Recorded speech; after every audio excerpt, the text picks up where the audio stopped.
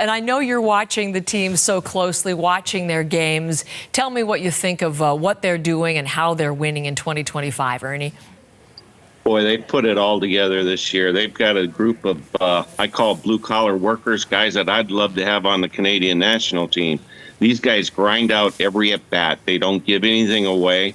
And, you know, the emotion's going to carry them through the World Series, but after the end of the World Series, they're going to be so mentally fatigued, they're going to take a couple of weeks off. I bet they will. Listen, I wanted to look ahead to the World Series for a second, but since I know you were watching on Monday night, I was thinking about your time with the team winning the first divisional title in 1985, going on to the ALCS and losing in 7. So you would have known that history as you were watching Game 7. It was the first since 1985 that you were involved in. What was going through your mind as you were watching the Jays, even trailing in the 7th inning at that point? Well, I tell you, I didn't have good thoughts at that point in time, but I should never doubt this team. I mean, they've come back game after game after game from being behind. And Game 7 is always a nail-biter.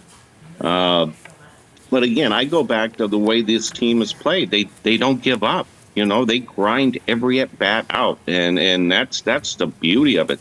You know, there's not a lot of swing and miss in that group of guys that they have there, and that's good to see because a lot of teams are swinging and missing. They grind it out and they play, as they always say, for each other. When you watch this team and the chemistry and the dynamics and the fun they seem to be having playing together, do you think that's a special component, and just how important is it to ultimate success?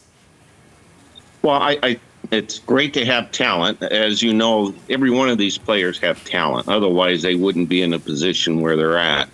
But there's difference between having natural talent and a mental approach to the game, the way I think these guys have. I mean, it's great to have a leader. You have leaders there with Vladdy. He's done a great job this postseason. Springer's done a great job. But you look at the undercast. The undercast guys are doing great. I mean, guys like Ernie Clement, Nathan Lukes. I mean, you look at each and every one of those players, they're contributing, and you have to have that to have a winning team. Yeah. One name you didn't mention, and I know you would want to because you probably have a particular interest in what goes on behind the plate. What do you think of Alejandro Kirk and the kind of season that he's having? Kirk, he's had a career season, man. He's been awesome back there. He swings the bat well. I noticed him when I was a coordinator with the Phillies, and we'd play the Blue Jays a lot in spring training, and I'd see him and this kid. He centered the ball every time he swung the bat. He was up and coming. Of course, you look at his stature, it's like he can't be a catcher, but you know what? He's done a great job. He's leading that pitching staff, and you know you can't say enough about him. I mean, he's part of that silent leadership on that team that every team has to have.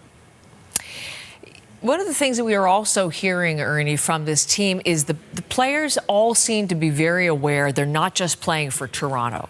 They're not just a Toronto Blue Jay. They are, but there's so much more. Canada's team we're talking about a lot. Now, as somebody who has managed Team Canada so well, I covered you back in 2004 when you managed Team Canada at the Athens Olympics. And then, of course, we've watched the career at all 4 World Baseball Classics.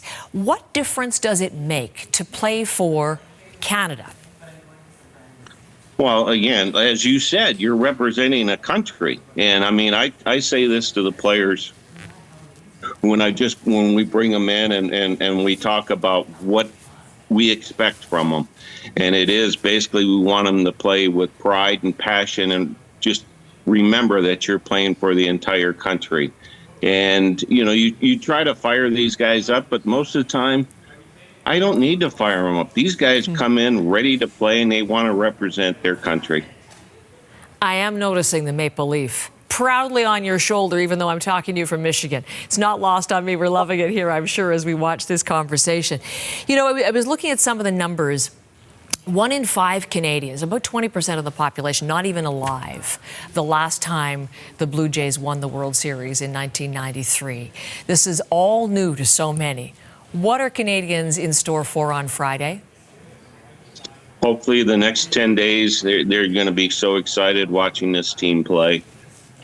I mean, they've got a pretty good opponent there. They're the defending world champs, and they've got a lot of all-stars on that Dodger team. So they've got their work cut out for them. But I think the Dodgers are going to be a little bit surprised, too, to watch how these guys play the game. Well, we will see. I won't get you to make any predictions, but we know you'll be watching, and there are fans who I bet will be hoping that you might be coming up to see some of those games in person. Any plans for that?